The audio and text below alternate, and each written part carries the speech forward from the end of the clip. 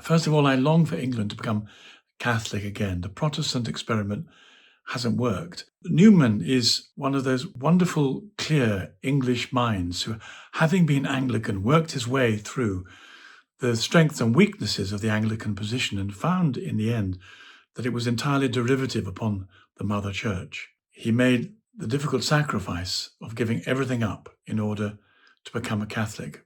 That's an act of courage and bravery that I think ought to inspire the rest of us, but also ought to inspire those of us who aren't as clever as he was, who aren't as well read in the Fathers as he was. He's done a lot of the hard work for us.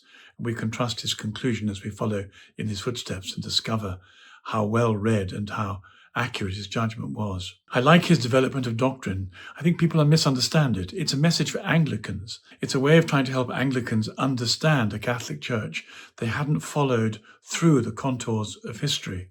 It's not about giving a prescription to a changing of the ethical teaching of the Catholic Church, as some progressives have wanted to use it as. It's instead a gift to Anglicans to help them make the journey from something that they didn't understand very well to something that will nourish them and become the bedrock of all truth.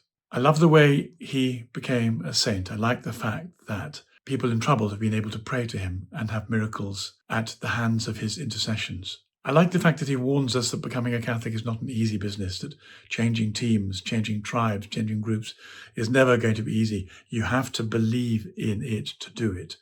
He did believe in the Catholic Church. He did do it and set us a wonderful example. There are, in fact, far fewer doctors of the Church than there are saints. So to become both a saint and a doctor is quite something, a marvelous inspiration to many of us. And I'm thrilled to be able to celebrate his being elevated to a doctor of church and also to make the most of his example and his prayers.